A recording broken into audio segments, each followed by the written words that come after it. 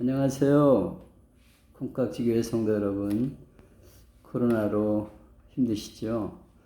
잘 견디시기를 바랍니다. 2주간을 뵙지 못했는데 오늘 영상으로 간단하게 설교를 하려고 합니다. 오늘 우리에게 주신 하나님의 말씀은 로마서 12장 14절로 21절 말씀입니다. 제가 말씀을 봉독하겠습니다. 너희를 박해하는 자를 축복하라. 축복하고 저주하지 말라. 즐거워하는 자들과 함께 즐거워하고 우는 자들과 함께 울라. 서로 마음을 같이하며 높은 데 마음을 두지 말고 도리어 낮은 데 처하며 스스로 지혜 있는 채 하지 말라. 아무에게도 악으로 갚지 말고 모든 사람 앞에서 선한 일을 도모하라. 할 수 있거든 너희로서는 모든 사람과 더불어 화목하라. 내 사랑하는 자들아, 너희가 친히 원수를 갚지 말고 하나님의 진노하심에 맡기라. 기록되었으되 원수 갚는 것이 내게 있으니 내가 갚으리라고 주께서 말씀하시니라.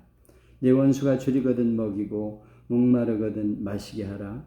그리함으로 내가 숯불을 그 머리에 쌓아 놓으리라.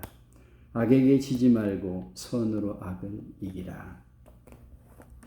네, 선으로 악을 이기라 하는 제목으로 잠깐 말씀을 나누겠습니다.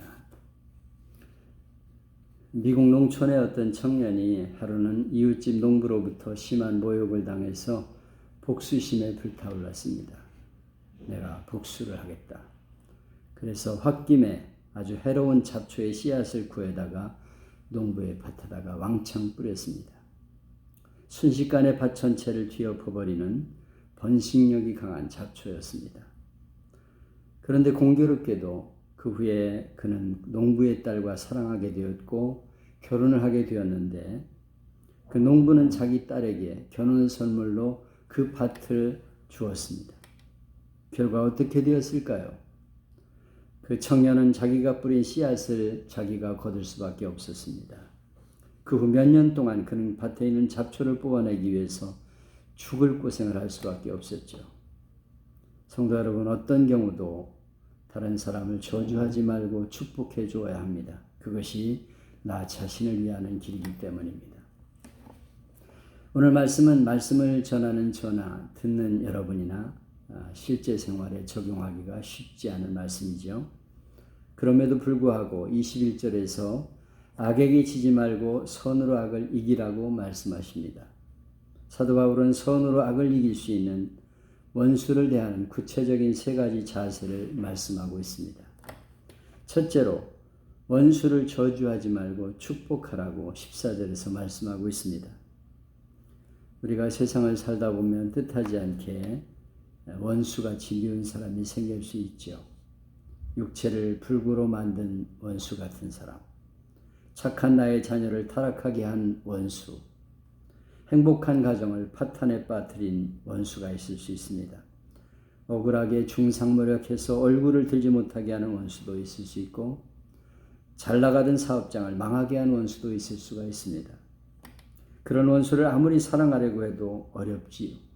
입술로는 주님, 저 사람을 용서해 주십시오. 저 사람을 사랑합니다. 말하지만 실제 마음에서는 심리도 못 가서 발병이나 나라 이런 생각을 가져갈 수가 있습니다. 그러면 우리는 어떻게 해야 할까요? 원수를 저주하지 말고 축복하라고 말씀하고 있어요. 여러분, 원수를 사랑하고 축복하는 것은 정말 어려운 일입니다. 그러나 여러분을 위해서 원수를 용서하십시오. 여러분의 복된 삶을 위해서 원수를 축복해 주세요.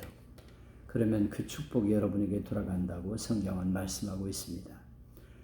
그 축복을 받을 만한 사람면 그가 받고 받지 못할 사람면 그 축복이 나에게 돌아온다고 말씀하고 있어요. 둘째는 원수의 즐거움과 어려움에 동참하라고 15절로 18절에서 말씀합니다. 우리는 원수가 잘못되면 깨소금이다 이런 생각을 갖게 되죠.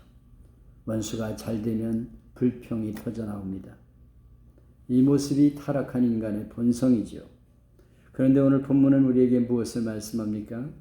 즐거워하는 자들과 함께 즐거워하고 우는 자들과 함께 울라. 성경은 원수를 축복하는 것으로부터 원수와 함께 즐거움에 동참하고 어려울 때 함께 동참하라고 말씀하고 있어요. 우리 인간의 마음을 아시기 때문에 말로만 축복한다 그렇게 하지 말고 두 번이나 강조하면서 함께 기뻐하고 함께 슬퍼하라고 말씀하고 있습니다. 연습극에 나오는 탤런트들이 신인일 때는 감정이입이 되지 않아서 극중에 몰입하기가 쉽지 않다고 합니다. 그러나 자꾸 연습하면 나중에는 슬픈 생각만 해도 눈물이 주르르 쏟아지고 기쁜 생각만 해도 박장대소하며 웃을 수 있다고 합니다. 여러분, 원수가 즐거워할 때 함께 즐거워하기 어렵죠. 억지로라도 함께 즐거워할 수 있기를 바랍니다. 원수가 울 때 눈물이 나오지 않죠.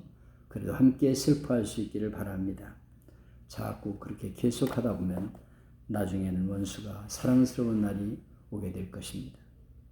셋째는 구체적으로 선을 베풀어 선으로 악을 이기라고 말씀합니다. 19절로 21절입니다.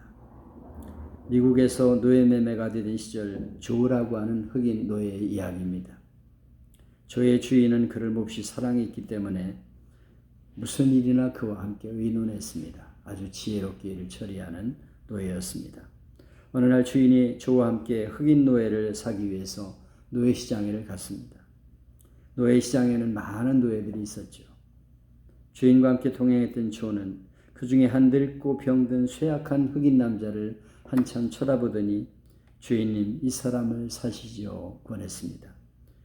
조의 권위를 들은 주인은 하지만 너무 늙어서 쓸모없겠는걸, 젊은 사람도 훨씬 많이 있는데, 그리고 병들고 쇠약한 노인 사기를 꺼려했습니다. 그러나 자기의 가장 충성되고 지혜로운 종인 조가 계속 부탁하자 주인은 할 수 없이 병들고 쇠약한 흑인 노예를 사게 되었습니다. 조는 집으로 그를 데리고 와서 여러 날 동안 극진히 보살펴서 그를 살려놓았습니다. 주인이 그 광경을 다 지켜봤죠. 어느 날 주인은 조를 서재로 부릅니다. 조, 나는 얼마 동안 너를 지켜봤다. 그 늙고 병든 노인은 우연히 만난 네 아버지냐? 질문을 받은 조는 당황하면서 아닙니다, 주인님. 그는 오랜 나의 원수입니다. 내가 어린 소년이었을 때 그는 나를 유기에다가 팔아먹었습니다. 이 말을 들은 주인은 놀라면서 그런데 너는 어째서 그 원수인 흑인 노인을 극진히 보살펴주는 거지? 주인의 말을 가만히 듣고 있던 조는 말합니다. 주인님, 제가 주인님과 노예시장에 가서 원수인 그를 봤을 때 저는 제 안에서 작은 소리, 속삭이는 두 소리를 들을 수 있었습니다. 하나는 내 원수를 사랑하라고 하는 주님의 말씀이었습니다. 그리고 또 다른 하나는 내 원수가 줄이거든 먹이고 목마르거든 마시우라. 그리함으로 내가 숯불을 그 머리에 쌓아 놓으리라 하는 말씀이었습니다. 주님, 저는 크리스천입니다. 그래서 원수를 돕지 않을 수가 없었습니다. 그렇게 대답합니다. 내 원수가 줄이거든 먹이고 목마르거든 마시우라. 그리함으로 내가 숯불을 그 머리에 쌓아 놓으리라. 성도 여러분, 왜 하나님은 우리가 감당할 수 없는 이런 말씀을 우리에게 주실까요? 이유는 간단합니다. 하나님께서는 용서받을 수 없는 우리를 용서하시고 사랑받을 만한 조건이 없는 나를 무조건 사랑해 주시고 저주받은 인생을 축복해 주셨기 때문입니다. 주님은 내가 사랑한 것처럼 너도 남을 사랑하라고 말씀하고 있습니다. 원수까지도 사랑하고 용서하라고 말씀합니다. 원수의 마음을 감동시킬 수 있는 방법은 사랑밖에는 없다는 것입니다. 우리 믿음의 선배들은 이런 하나님의 사랑 앞에서 고난을 겪으면서도 그들을 기꺼이 사랑할 수가 있었습니다. 사랑의 원자탄이라고 불리는 손양원 목사는 자기 두 아들을 죽인 원수를 양아들로 삼아서 그를 진심으로 사랑했습니다. 주님이 말씀하셨기 때문이죠. 여러분, 이가 갈리는 원수가 있습니까? 죽이고 싶습니까?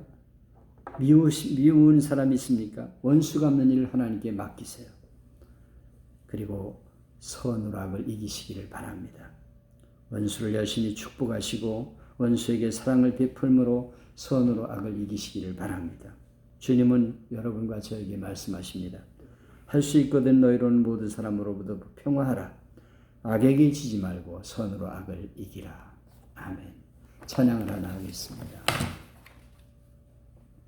우리가 잘 아는 찬양이죠.